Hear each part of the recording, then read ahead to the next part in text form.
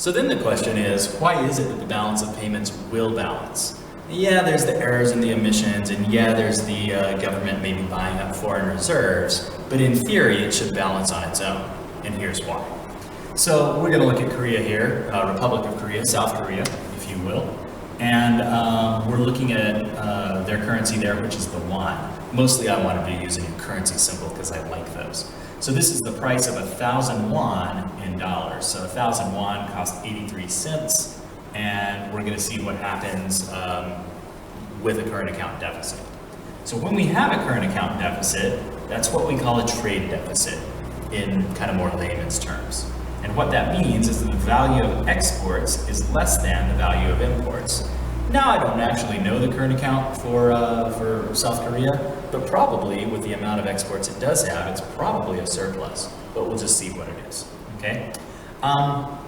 So in this case, what we're saying is that a certain amount of won are going into Forex, into the market for currency, and a certain amount are coming back, but because exports are less than imports, it means the supply of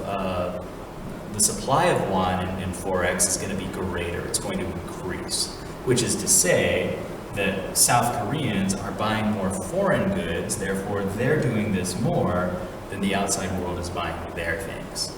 So the result of that is that we're going to say the supply of won in Forex is going to shift to the right from S1 to S2.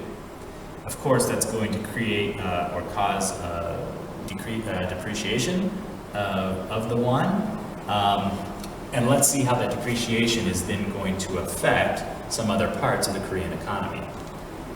Keep in mind that we're talking not about, when we're talking about investments in South Korea, we're not talking about South Koreans buying those investments. For them, the price hasn't changed. But for people outside of South Korea, keep in mind there's a lot of won out here available to be bought, and they've become more cheap. Therefore, for people outside, the price has fallen from P1 to P2, which means that they're going to invest in Korea more from Q1 to Q2. That is going to offset a certain amount of this shift of supply that we saw. This excess supply of won, if we look at the original price, 0.83, we had this much demand and much more supply. So that excess supply of won that exists, it's going to somewhat go away because of the change in investments in the financial account. So that's why on the previous video we saw that the financial account more or less has to cancel out the current account. So if the current account is in surplus, the financial account is more or less going to be the same amount but a deficit, and vice versa. Okay? Over time, this might also occur. Now, we have to stress over time because we already said right here the reason that the shift happened is because exports were less than imports. So we don't want to say exports are less than imports, therefore exports will go up. That's a bit circular in its reasoning.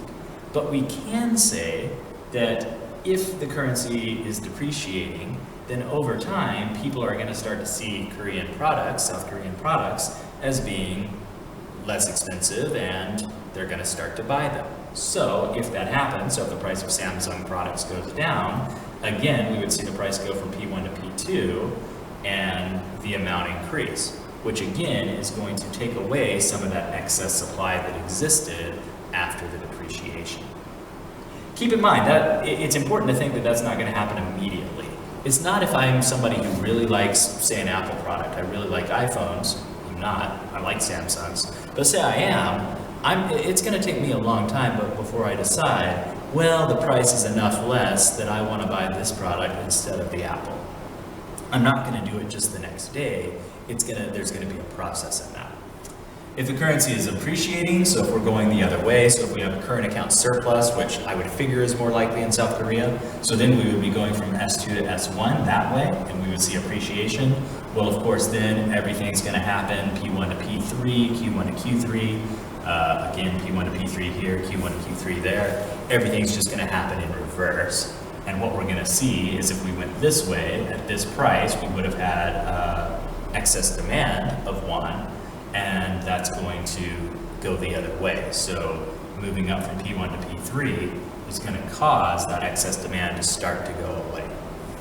And that's why over time the balance of payments has to balance, but it's obviously going to be a lot cleaner on, an accounting sheet than it might be in